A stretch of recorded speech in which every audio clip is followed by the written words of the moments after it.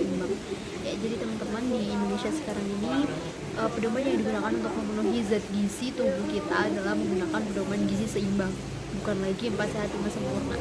Karena pedoman 4 sehat 5 sempurna itu dianggap sudah tidak cocok untuk masyarakat Indonesia.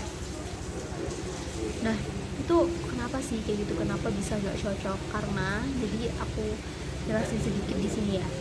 Awal mula konsep 4 sehat 5 sempurna itu merupakan kampanye yang dipopulerkan Bapak Gizi di Indonesia, yaitu Profesor Purwo Sudarmo sekitar tahun 1952, yang dikembangkan dengan tujuan supaya masyarakat Indonesia memahami pola makan dan masalah kurang gizi pada masa itu sehingga dapat teratasi. Nah, dalam konsep 4 sehat 5 sempurna sendiri itu dibagi menjadi 4 kelompok. Yang pertama ada makanan pokok, itu adalah sebagai sumber tenaga. Lalu ada lauk pauk sebagai zat pembangun dan pemelihara.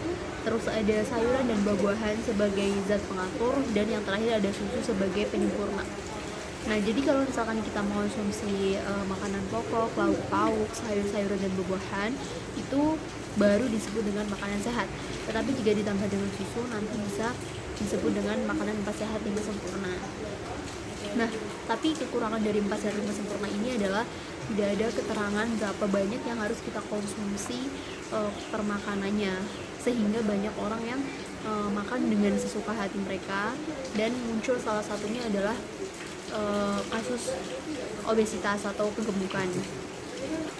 Maka dari itu dilakukan pengembangan, yaitu melalui pedoman gizi seimbang.